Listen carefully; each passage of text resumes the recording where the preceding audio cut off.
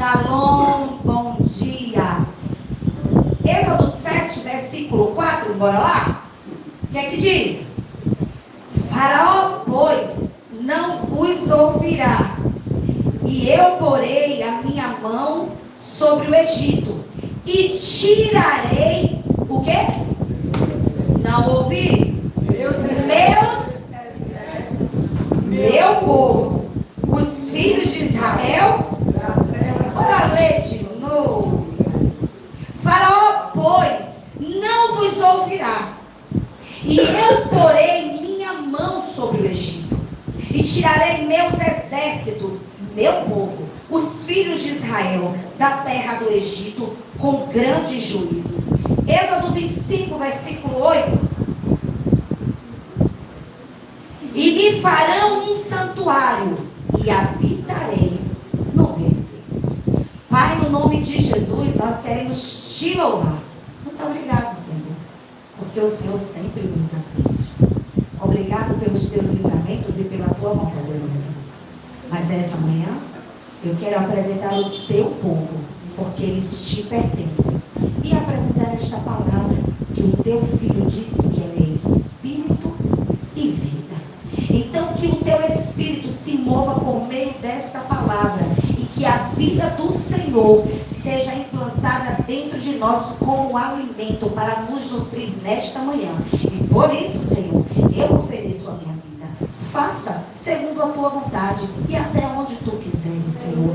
Pai, em nome do teu filho eu te peço, põe os teus anjos guardando este lugar, guardando as nossas vidas, e que todo cansaço, todo peso, toda fadiga, toda inquietação, toda perturbação, todo desligamento, vá me retirando deste lugar no nome do Senhor Jesus Cristo, porque está escrito que se por um caminho o inimigo vier por 7, ele vai fugir nesta manhã, no nome de Jesus. Amém? Vamos lá. Passa a primeira. Quando a gente vai ler o livro de Êxodo, e eu passei muito tempo pensando dessa forma. Quando eu pensava no livro de Êxodo, na minha mente só vinha o resgate do povo de Israel, a retirada do povo de Israel do Egito, o livramento do povo de Israel da escravidão do Egito. E aí ficava muito preso na minha mente aquele texto que diz assim, que o Senhor ouviu o clamor do povo e desceu para livrá-los. Então isso ficou impregnado na minha mente, e eu entendia que era somente isso. Deus, o Êxodo fala somente do resgate de um povo que estava aprisionado. Isso não está errado, mas não é somente isso. Quando Deus nos resgata, Ele nos resgata com um propósito. Tudo que Deus faz tem um propósito. Mas por que mesmo? Qual a finalidade de Deus nos resgatar?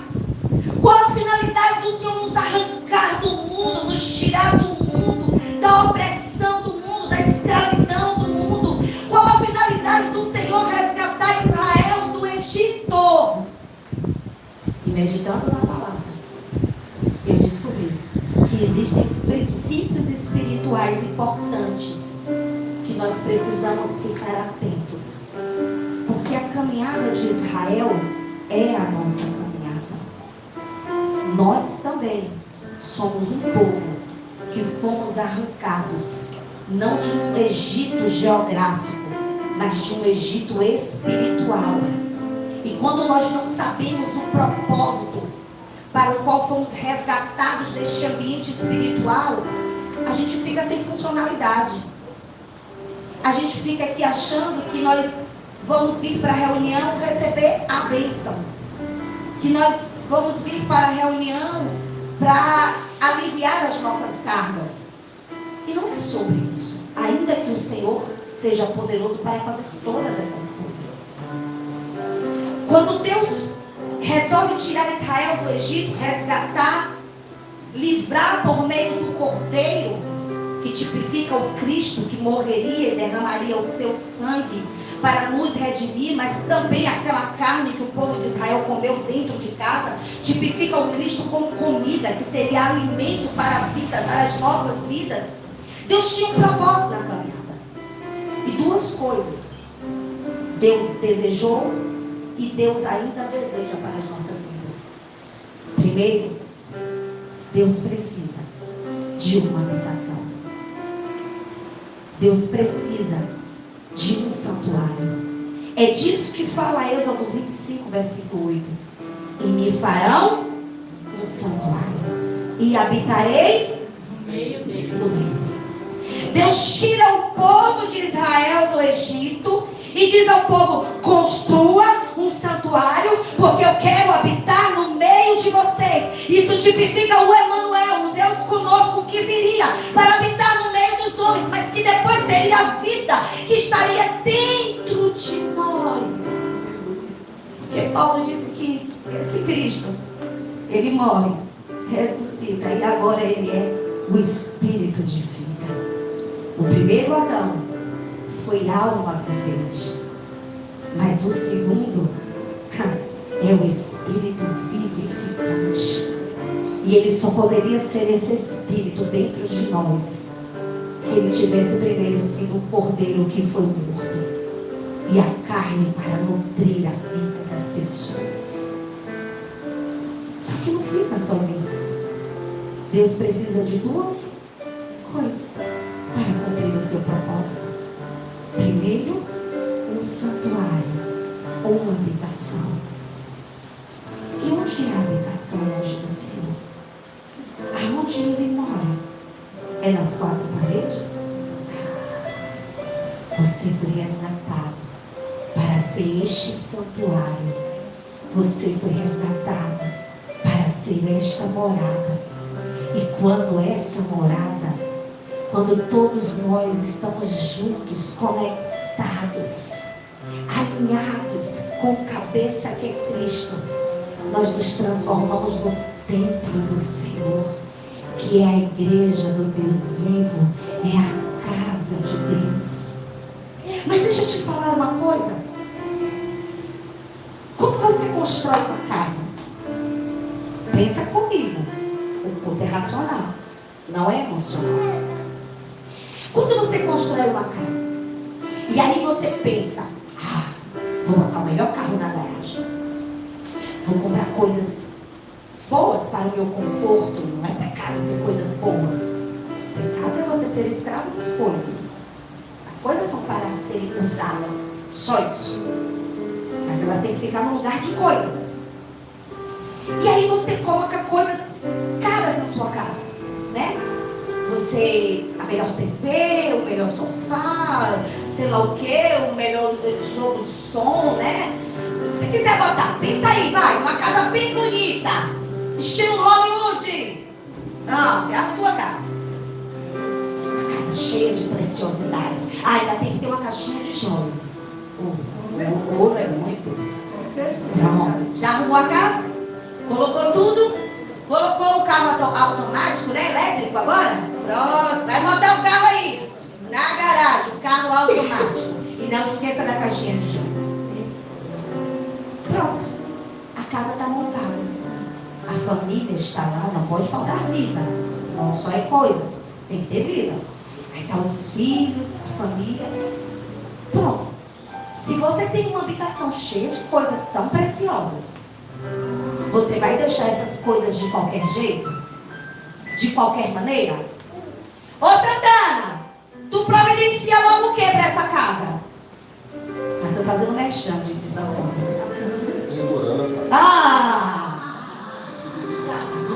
Eu sabia que você é inteligente. A gente faz o quê? A gente coloca segurança. Antigamente era segurança armada, não era assim? A gente contratava, né? As pessoas que têm uma condição melhor, aí contrata aquela segurança armada. Hoje é câmera. Para que isso? Para guardar a casa. Para proteger a casa. Para guardar aquilo que é precioso. Porque aquilo que é precioso você não deixa de qualquer jeito. Você não deixa de qualquer maneira. Você não deixa lá à mercê do inimigo. Você não deixa lá à mercê de ser roubado. Ei, é sombra e figura. Se você faz, Você acha que Deus não faz? Deus, primeiro, institui. Ele quer uma habitação. Só que essa habitação é feita de pedras preciosas. É isso que o livro de Apocalipse fala. Não é feita de qualquer coisa.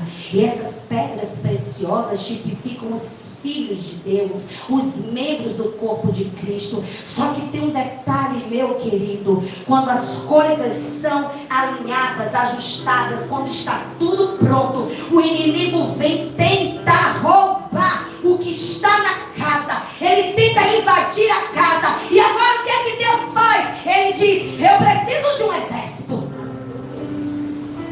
E o que o Senhor fala em Êxodo 7, versículo 4?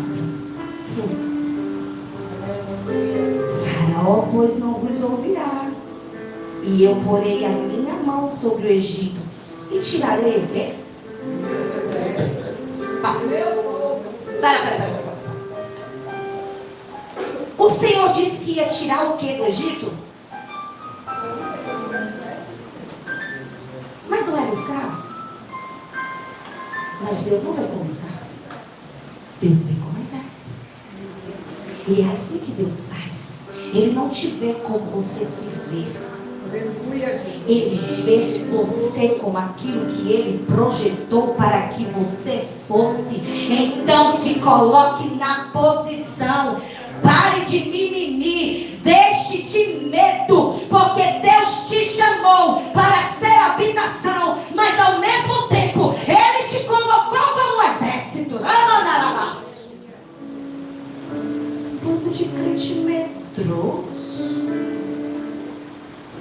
Basta o inimigo bater dois pezinhos que sai todo mundo correndo. E eles se viam como escravos. Faraó olhava para eles como escravizados. Mas o Senhor olhava para eles e dizia: vou tirar o meu povo, o meu exército. Olhe para o seu irmão nessa manhã e diga: meu irmão, você pode até se ver como fraco, como impotente, mas quando Deus olha para você, Ele te enxerga como um soldado do exército. É na habitação de Deus que desfrutamos das riquezas de Deus. Mas para você desfrutar das riquezas de Deus, o soldado precisa estar bem vestido. O soldado precisa estar bem preparado. Um soldado precisa conhecer como se utiliza as armas, porque senão ele vai se machucar. É por isso que Paulo fala em Efésios 6:10. Ele diz o quê? Bota aí, rapaz. No demais, irmãos, fortalecei-vos no Senhor. Ei. É para se fortalecer na placa da igreja? Não. É para se fortalecer no serviço que está do lado? Se fortaleça no Senhor, na força dEle, no poder dEle. Entenda qual é a sua identidade em Deus. Vamos lá. 11 radars. Revestivos de toda a armadura de Deus, para que possais estar firmes contra as lutas ciladas do diabo.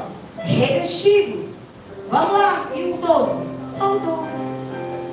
Porque não temos que lutar contra a carne e sangue, mas sim contra os principados, contra as potestades, contra os príncipes das trevas deste século, contra as hostes espirituais da maldade, nos lugares celestiais. Ei, tá onde? Você tem principados e potestades que lutam contra o propósito de Deus. O propósito de Deus é a habitação de Deus. E essa habitação é feita pelos filhos de Deus, por aqueles que foram comprados pelo sangue do Cordeiro, que vivem a vida de Deus. Fica tranquilo, porque querendo você ou não, você já está numa batalha. Querendo você ou não, só se você não for filho. Mas se você for filho, está tudo certo. Só que tem um detalhe: o mesmo Deus que te chama para a guerra é o Deus que te dá condições para permanecer e vencer as batalhas. Ele disse: olhe, Paulo disse: olhe, se revistam de todas as armaduras de Deus.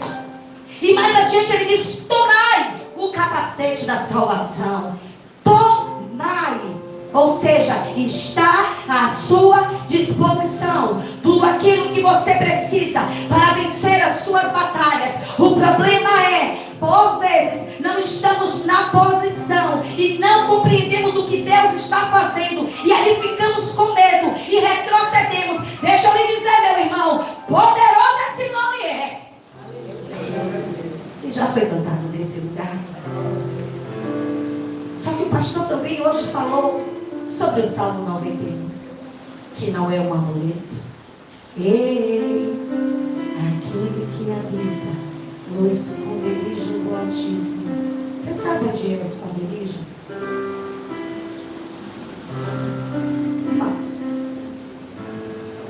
O esconderijo do Altíssimo é a igreja. Entenda, nós enxergamos igreja como uma organização. Eu sei, toda a vida ouvimos sobre isso. Você não é membro de uma igreja. Você é membro do corpo de Cristo.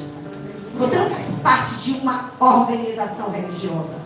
Você faz parte de um corpo vivo, onde Cristo é o cabeça. Se você entender o seu corpo humano, você vai entender como funciona o mundo espiritual. O cabeça que dá a direção, o cabeça é o governo, o cabeça diz para onde ir, o que fazer. O corpo só obedece aquilo que o cabeça já deu a direção. Porque se você pega um copo para beber água, foi porque o seu cérebro mandou um comando e disse assim: ei, você está com sede, vai lá e pega água. O corpo executa aquilo que a cabeça manda. Entenda isso. O seu esconderijo está na habitação. E onde é a habitação? É a morada do Senhor. E onde é a morada do Senhor? É a casa de Deus, a igreja do Deus vivo. Esse lugar é lugar de proteção. E quando eu falo de lugar, não estou falando de geografia. Eu estou falando de um lugar espiritual, de um ambiente espiritual, onde você precisa estar inserido para estar guardado. O problema é que as pessoas querem viver a vida da igreja de forma individual.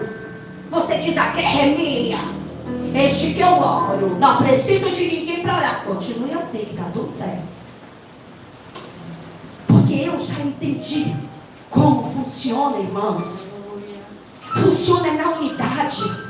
Funciona todo mundo caminhando na mesma direção, no mesmo propósito. A dor de um tem que ser a dor do outro. Agora, se você esconde as suas dores, é impossível o corpo se mover por você. Aí, meu irmão, me desculpe, mas aqui é sem corte. Vai continuar com sua dor. Só que uma dor não tratada vira uma enfermidade incurável que gera morte. Para ser igreja, irmãos, temos que sair da dimensão do individualismo e precisamos aprender a andar como corpo. Eu não conheço ninguém que andou como corpo e perdeu uma batalha. Não conheço, irmãos, porque o Senhor é quem garante a vitória. Foi Ele. Não estou inventando nada. Foi Ele quem resolveu assim. Foi Ele quem quis assim. E se nós não entendermos qual é o princípio daquilo que o Senhor tem, nós pereceremos. Você quer entender? Vá para João 17, 21 a 23. Eu já encerraria aqui minha palavra. João 17, 21 a 23. Se você conseguir entender esse versículo, você já entendeu? Bom, vamos lá, que aqui é didático. Vamos. Para que Vamos todos lá. sejam um, como tu, ó Pai. Não tá legal. Não ficou legal, porque o pessoal do YouTube vai fazer de vocês mesmo. Bom, para que todos sejam um,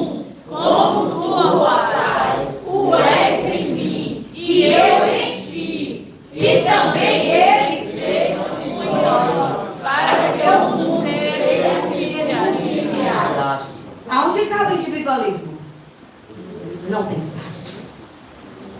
O mundo só vai crer que existe uma igreja vitoriosa, uma igreja que marcha no meio da batalha, uma igreja que vence as pelejas. Quando o mundo compreender que nós somos a imagem e semelhança dessa união entre o Pai, o Filho e o Espírito de Deus. Quando o mundo compreender que esse Deus se move em nós, como igreja, Ele disse, as portas do inferno não prevalecerão contra a igreja. Tudo bem, está tudo certo. Contra a igreja. Então tire essa ideia do eu e substitua por nós. Vamos lá. E aí a Bíblia diz que Deus, Ele deseja esse exército, deseja essa habitação. Quando a gente chega em Êxodo 40, a habitação é feita, a glória de Deus vem, o tabernáculo estava pronto, estava tudo certo. Agora Israel começa a enfrentar as suas pelejas. Israel começa a enfrentar as suas guerras. E não é diferente conosco. Todas as vezes que nós nos posicionamos como igreja verdadeira do Cordeiro, aquela que anda em unidade entre nós e com o Pai, certamente o inimigo ele vai se levantar. Só que a Bíblia diz que o primeiro inimigo que Israel vai confrontar é Amaleque. A Bíblia diz que Amaleque tentou impedir que Israel passasse.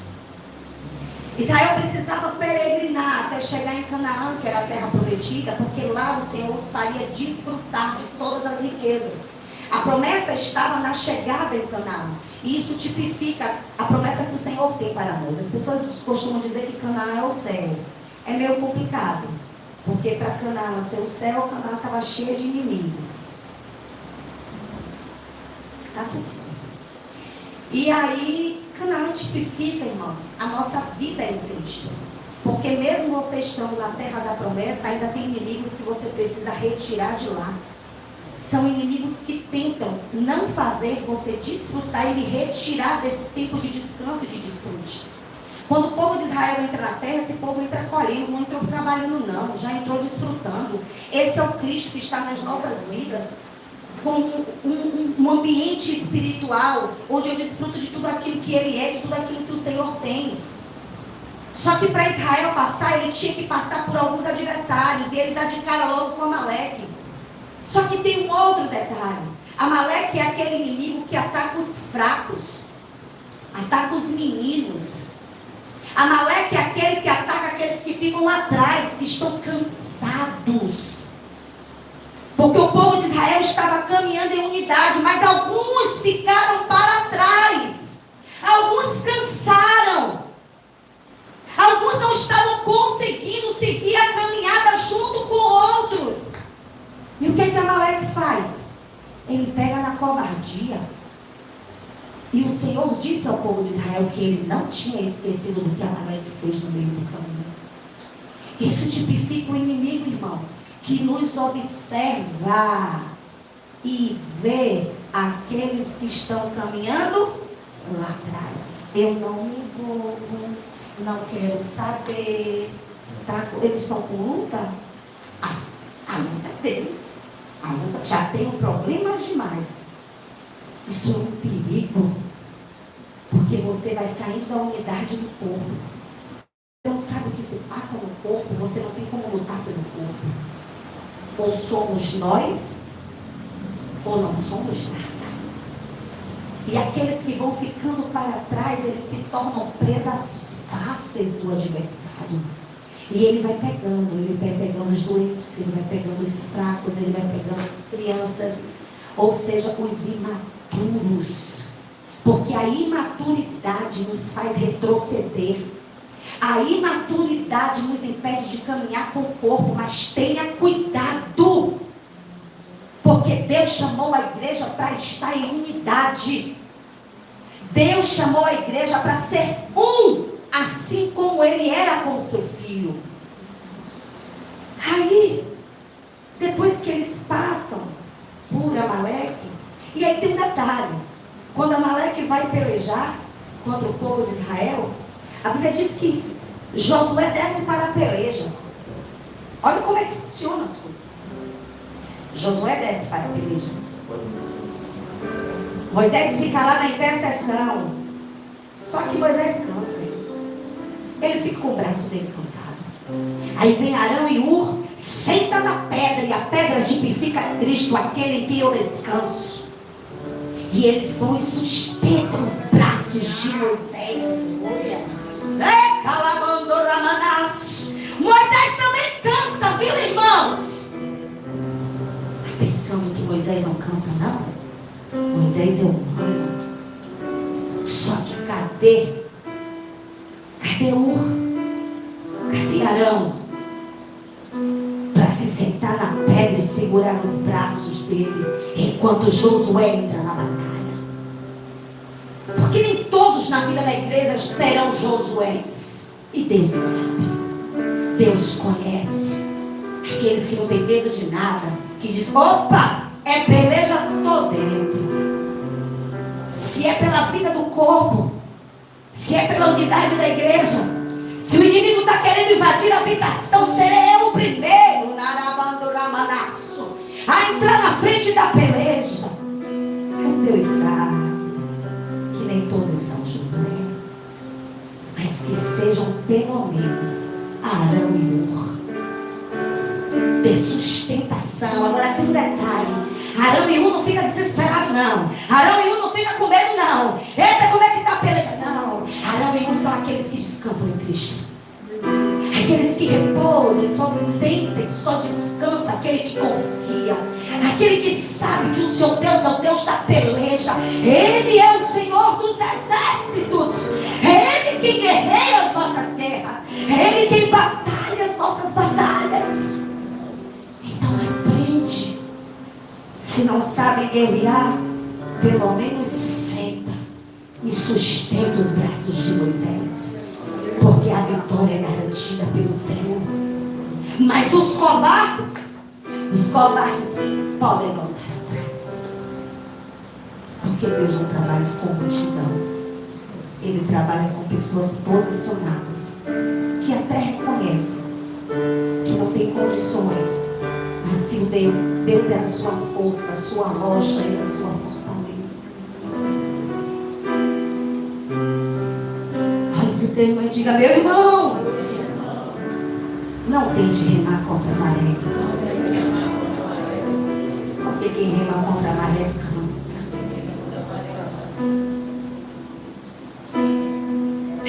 Depois que o povo de Israel passa por Amaleque, e aqui eu já estou querendo encerrar, ele vai para passa por um outro processo. Vá para Números 14, 45.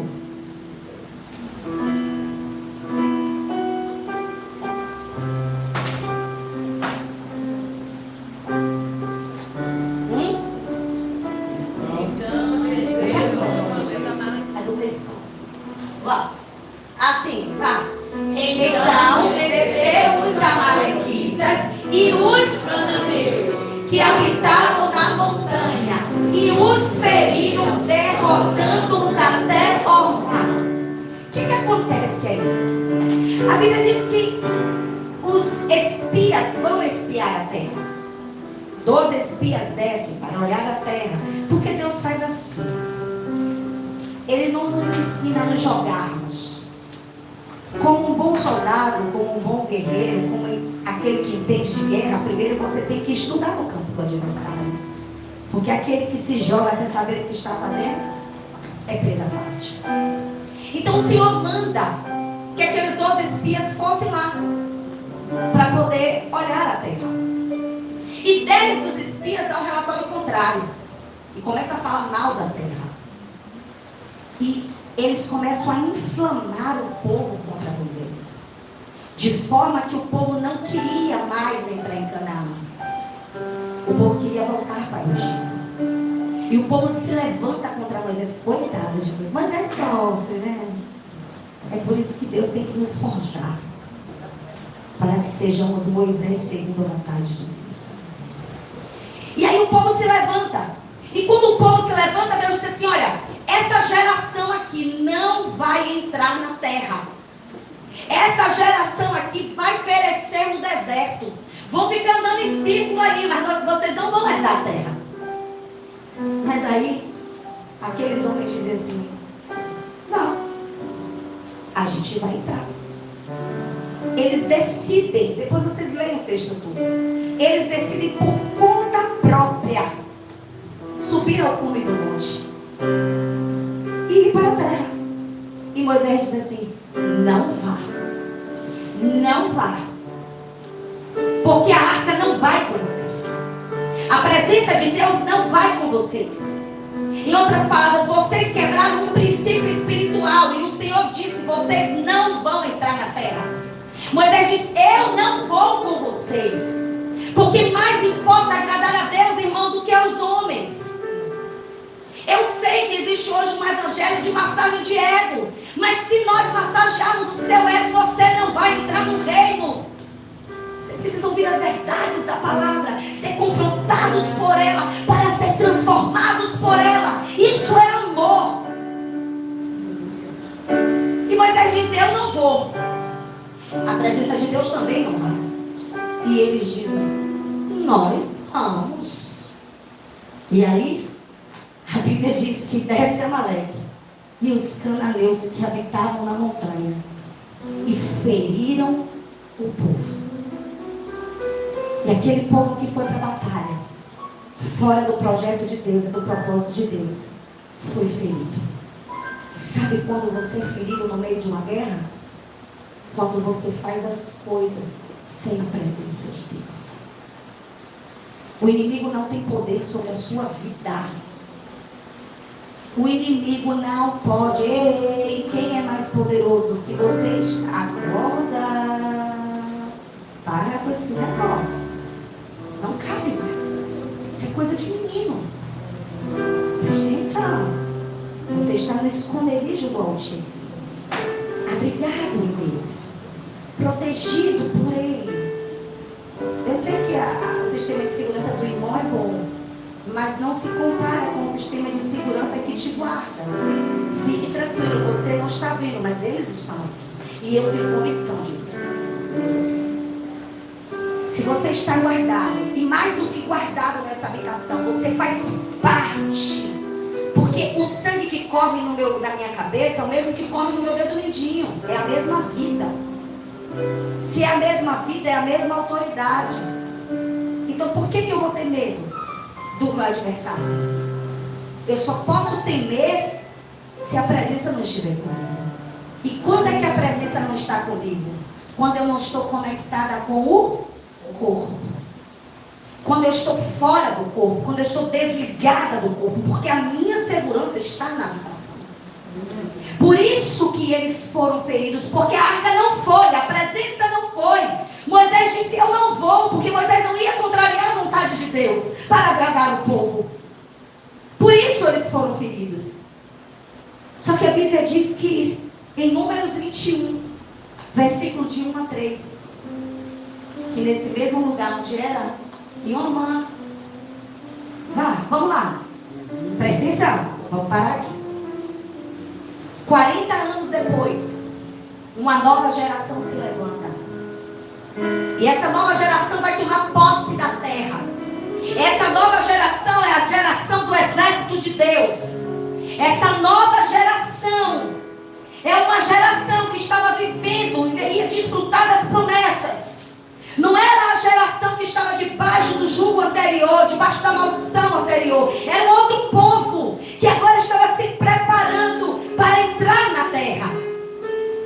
E a Bíblia diz que quando o cananeu, rei de Arade, que habitava para o lado sul, que Israel vinha pelo caminho dos espias.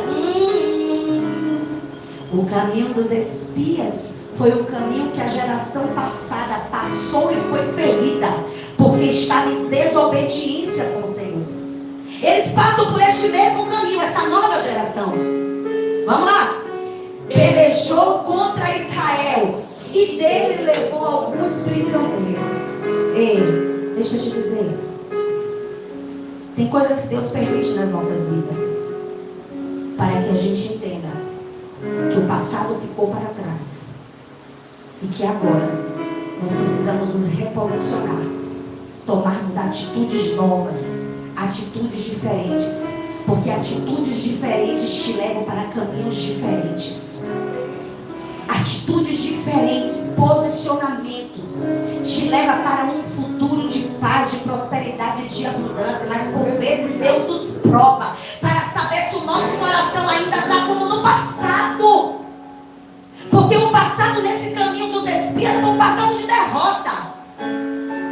Foi um passado de separação, foi um passado de vergonha.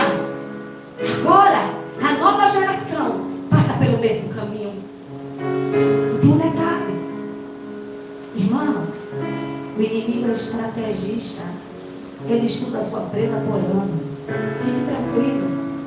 E ele é aquele que gosta de pegar o povo em emboscada, quando você não está esperando. É por isso que você precisa andar vigilante 24 horas. O povo andava pelo caminho, mas não estava preparado. Era um exército que não estava atento. Era um exército que não estava vigilante. Não basta ser exército de Deus, você precisa estar em vigilância completa. E a Bíblia diz que levou alguns prisioneiros. Versículo 2.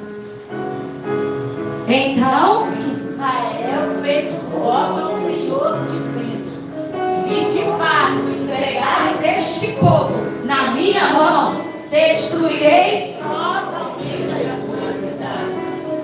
O que foi que o Senhor disse? Quando vocês entrarem em Canaã, destruam com todos os moradores. Porque Deus não tem aliança com as trevas. Deus não tem acordo com as trevas. E Deus queria que o exército dele limpasse a terra para que não houvesse mistura. Que o povo de Israel sempre teve essa dificuldade, como nós também temos um pouquinho de dificuldade com a coisinha chamada mistura. Aí Deus permite que eles passem por essa prova. Só que agora era uma nova geração. Agora era uma nova mentalidade. Era alguém que viu as lembranças do passado e utilizou as más lembranças para se reposicionar no presente. Ei, os fracassos do passado devem servir somente como lição e não como repetição. Você tem que olhar para o passado, para as suas perdas, para as suas derrotas, para os seus fracassos, para as suas tristezas. Olhar para trás e ver o que não deu certo e entender que este é um tempo novo, este é um tempo de coisas novas. Mas para fazermos coisas novas precisamos de uma mentalidade nova, uma mente transformada, para compreender que não é segundo a minha força. Os antepassados foram na força do braço. Eu vou subir. E o líder dizendo: não vá, vocês serão fortes. Não vai. Qual é a diferença hoje? A gente está dizendo: não é por aqui. Não quero ninguém mandando na minha vida. Ainda bem que aqui a gente não manda na vida de ninguém, só faz desenho. Aqui a gente trabalha com desenho, ninguém manda em ninguém, mas desenha. Ainda bota o lápis assim bem colorido para aquela figura ficar bem nítida para você entender o desenho. Mas mesmo todo desenho é incrível. Como o povo ainda resolve fazer do seu jeito. Só que essa geração não era boba. Essa geração teve muita experiência no deserto. Essa geração viu corpos caindo pelo chão. Viu pessoas sendo mortas. Viu pessoas sendo feridas. Viu o inimigo derrotando e destruindo famílias. E eu imagino essa geração dizendo: a minha família não. A minha casa não. E o que é que eu preciso fazer? A Bíblia diz que eles fizeram voto ao Senhor. E eles disseram: Senhor, se o Senhor entregar este povo, eram eles que iam fazer? Ei, não fazemos nada. porque quem faz é o Senhor. Ei, para ser exército de Deus, tem que ter dependência dele.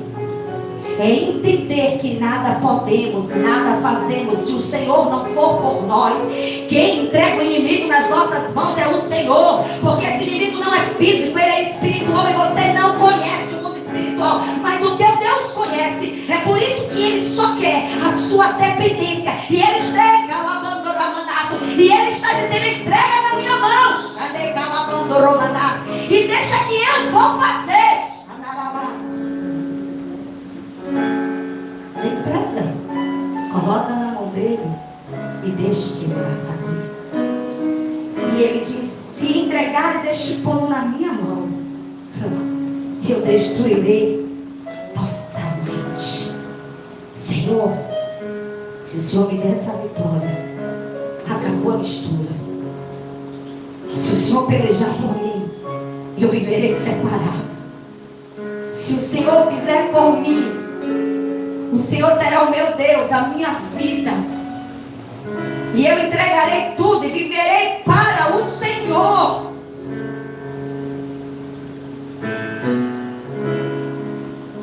Olhe para o seu irmão e diga: quer vencer as batalhas?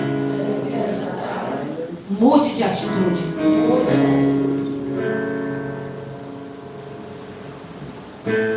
Harad é o lugar das memórias de derrota. É onde o inimigo nos venceu no passado. É onde o inimigo se opõe ao avanço da igreja. É nesse ambiente espiritual que estão marcadas as perdas. Mas é nesse mesmo ambiente que Deus nos dará a vitória. É nesse mesmo lugar onde você foi derrotado pelo inimigo, onde tentaram paralisar aquilo que o Senhor tinha para a sua vida. É nesse ambiente, é nesse lugar que o Senhor, Ele vai reconfigurar tudo na sua vida. Os ambientes de derrota agora serão ambientes de vitória, porque nós estamos submissos a Ele e a sua vontade. E Deus já tem uma habitação. Então proteja ela. Não proteja só a sua casa física. Proteja a casa de Deus. Seja você um soldado de Cristo. Não importa se o seu passado foi escravizado pelo pecado. Se você tem história de repetidos fracassos, Deus te resgatou para que você fosse a morada dele e fizesse parte do exército dele. Olha para o seu irmão, para a gente finalizar, e diga: ei, tem medo não? É Deus que vai adiante de você. Foi nesse lugar que Deus entregou a vitória para o seu povo. E é com uma mente transformada que Deus vai pelejar por você. É com uma mente transformada que você vai ver o adversário passar vergonha. É com a mente transformada que você vai compreender o que Deus está fazendo nesse tempo. Fique de pé nessa manhã. O que é que você precisa? Como você precisa se posicionar? Como? Será que Deus pode contar com você como um exército? Será que Deus pode te chamar de meu exército? Porque Deus olha para escravizados e diz: não é só meu povo, mas também é um exército.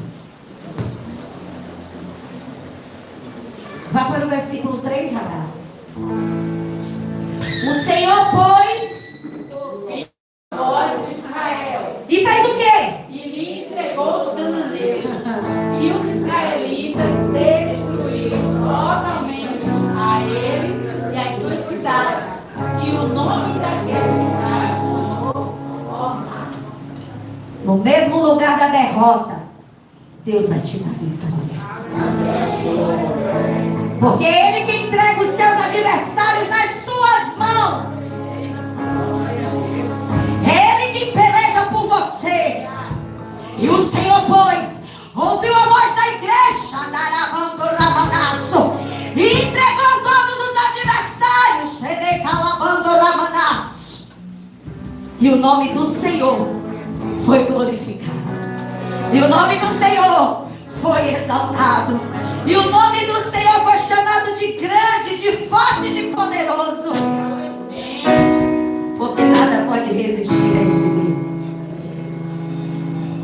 Vai falando com Ele, porque Ele te chama hoje como exército dele, como habitação dele.